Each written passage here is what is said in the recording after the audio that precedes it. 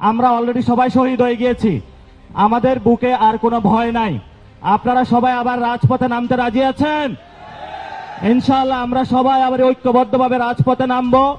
আওয়ামী লীগের খুনি হাসিনা, বিভিন্ন যারা মন্ত্রী রয়েছেন, ব্যবসায়িক গোষ্ঠী যারা হাসিনা রিজিমকে টিকিয়ে রেখেছেন, বিভিন্ন বুদ্ধিজীবী যারা, শিক্ষক যারা গত 15 বছরে আমাদের উপরে খুন গুম নির্যাতনের নৃশংস হত্যাযজ্ঞ চালিয়েছেন, আমরা তাদেরকে বিচারের কাঠগড়ায় নিয়ে আসতে হবে।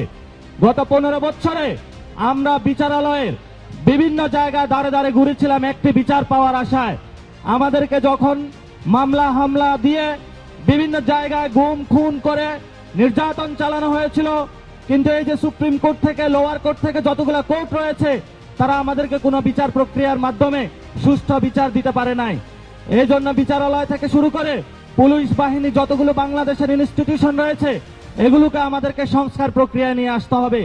এই বিচার এবং সংস্কারের প্রশ্নে বাংলাদেশের মানুষ সকলকে একসাথে ঐক্যবদ্ধ হবে।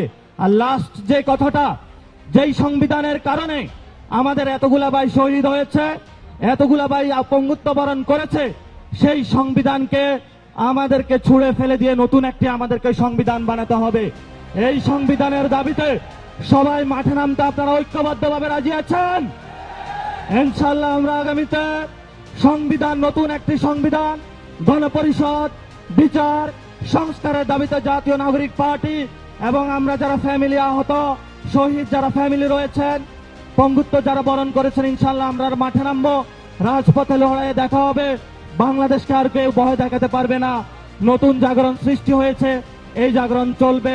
ইনশাআল্লাহ সবাই সাথে থাকবেন।